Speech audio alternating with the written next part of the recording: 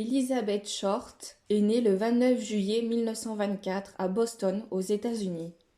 Fille d'un entrepreneur possédant une affaire de construction de golf miniature et d'une mère au foyer, Elizabeth a 4 sœurs. Son père fut ruiné par la Grande Dépression de 1929 et son entreprise fait faillite.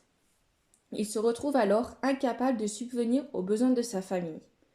De ce fait, il l'abandonne en octobre 1930 en laissant sa voiture sur le pont de la rivière Charles pour faire croire à un suicide. En gros, il n'a pas eu le courage d'assumer l'abandon et a préféré faire croire à tout le monde qu'il s'était suicidé. À partir de ce moment-là, Elizabeth est élevée par sa mère à Medford. Son seul problème de santé connu est son asthme, ce qui fait qu'elle était obligée de passer ses étés à Medford et les hivers en Floride. À l'âge de 19 ans, la jeune femme retrouve son père en Californie et décide de vivre avec lui afin de rattraper le temps perdu. Début 1943, le père et la fille déménagent à Los Angeles, mais se disputent fortement, ce qui force Elizabeth à quitter le domicile pour aller vivre seule à Camp Cook. Elle trouve un travail, mais décide de déménager de nouveau peu de temps après. Elle emménage alors à Santa Barbara. Après son arrestation en état d'ivresse alors qu'elle était mineure, le tribunal la renvoie auprès de sa mère à Medford, mais elle retourne vivre en Floride.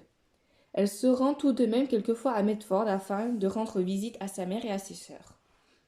Pendant les dernières années de guerre, Elizabeth échange avec le lieutenant Gordon, qu'elle a rencontré en Floride quelque temps plus tôt.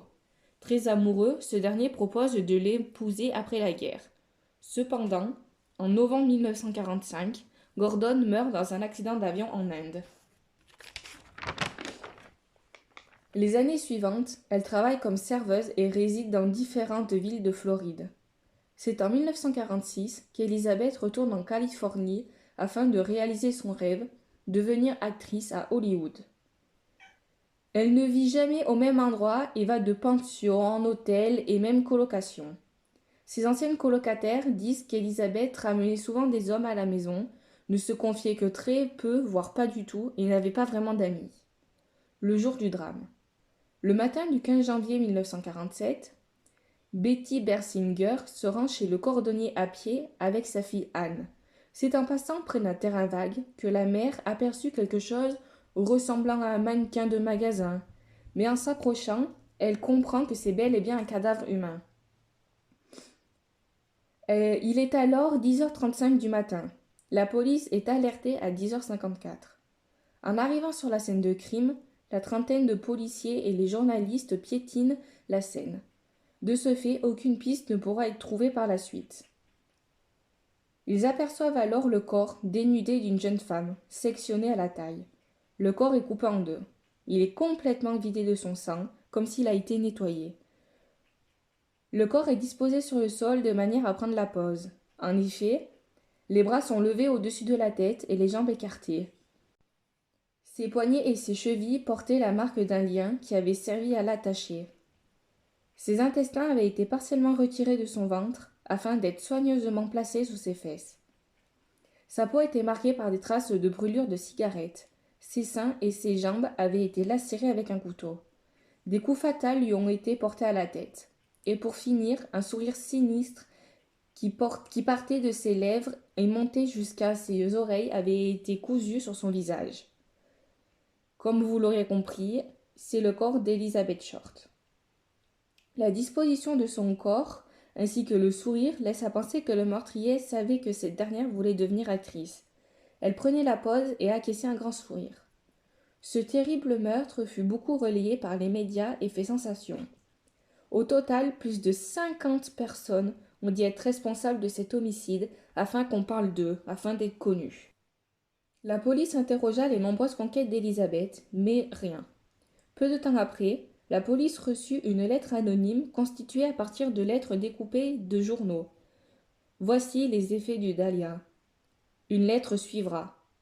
Ceci était joint de la carte de sécurité sociale de Elizabeth, de son certificat de naissance, d'un ticket de consigne, de diverses photos et de son carnet d'adresses, dont certaines pages avaient été arrachées. Ces pages contenaient-elles l'adresse et le nom du meurtrier ? Les empreintes avaient été effacées avec soin. La police n'avait donc toujours aucune piste et n'a jamais reçu la lettre promise. Cependant, le cas de 25 suspects fut examiné, dont celui de George Odell. Il était le suspect numéro 1, le suspect de choix. Même son propre fils, ancien policier, est convaincu par sa culpabilité.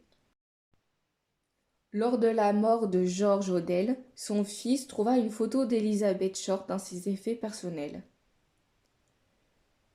De plus, il le suspectait d'être un tueur en série.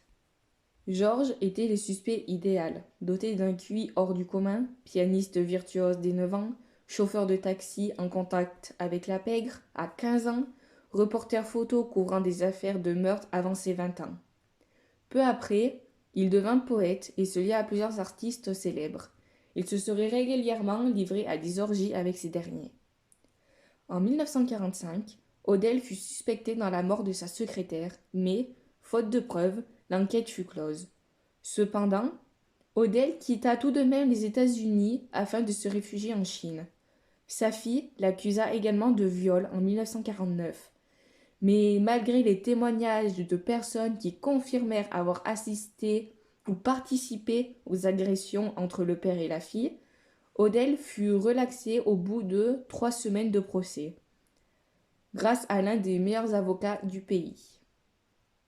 À ce jour, l'affaire du Dahlia noir, nommée ainsi de par la belle chevelure brune de la victime et du film The Blue Dahlia, sorti peu de temps avant sa mort, n'est toujours pas élucidée.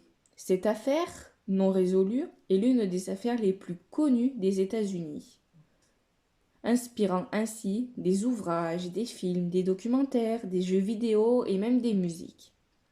Et vous, qu'en pensez-vous? Est-ce Odell le meurtrier? Ou alors est-ce une de ses conquêtes? Ou bien une femme jalouse de sa beauté et de son succès auprès des hommes? Dites-moi tout en commentaire.